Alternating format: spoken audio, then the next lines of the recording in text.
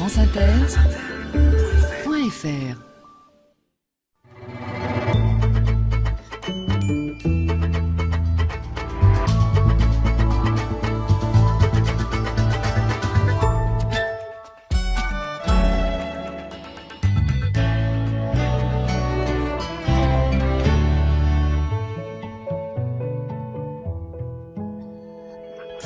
Carnet Campagne, bonjour, nous ouvrons une nouvelle séquence réservée aux Alpes de Haute-Provence, un décor parfait.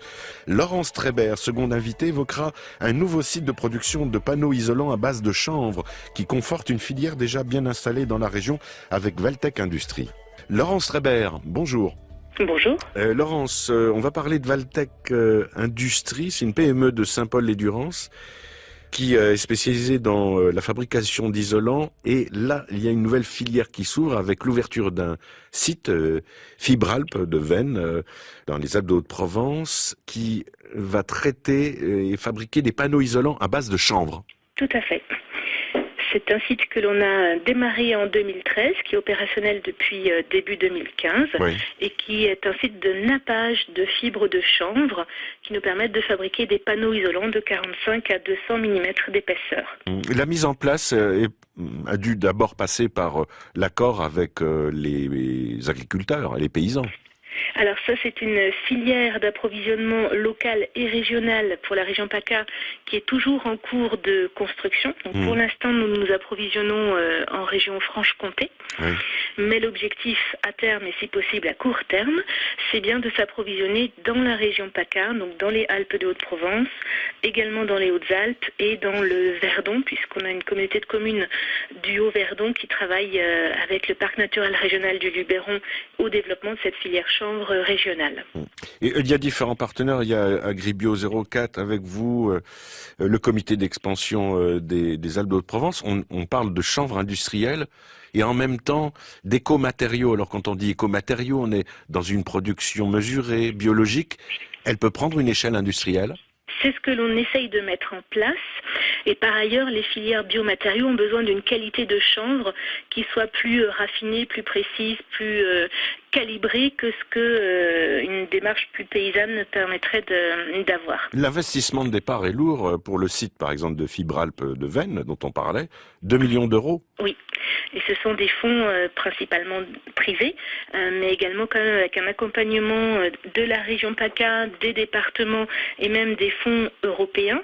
Et là, on tente de mobiliser également des fonds, pas tout à fait de la même hauteur, mais au moins d'1,3 million € pour installer cette unité de défibrage et d'affinage de chanvre dans cette région PACA, au cœur du territoire, donc des Hautes-Alpes, des Alpes de Haute-Provence, du Vaucluse et du Var. Ouais. Comment peut-on implanter une nouvelle culture du chanvre, un peu expansive, parce que là, vous allez avoir des besoins, sur un terrain qui n'est pas extensible lui-même ?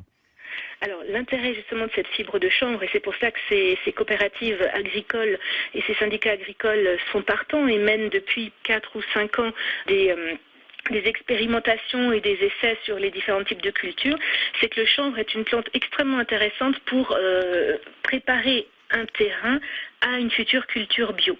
C'est une fibre qui pousse sans intrants, sans pesticides, sans produits chimiques. Et sur le plan agricole, plutôt que de laisser des terres en jachère, planter du chanvre permet de valoriser ces terres. Et à terme, vous envisagez de créer un pôle industriel de première transformation des fibres végétales. C'est ça. C'est l'ambition que nous avons pour cette région PACA, c'est d'avoir sur le territoire, puisqu'on est tous aujourd'hui contraints et fort heureusement par un environnement de plus en plus attentif aux émissions de CO2, mais de plus en plus contraints en fait à produire localement et à transformer le plus possible localement les matières premières. Là, ce projet, ce programme, c'est la garantie que les métiers de la paysannerie vont pouvoir perdurer. C'est le vœu le plus cher des comités d'expansion, des parcs naturels, notamment celui du Luberon.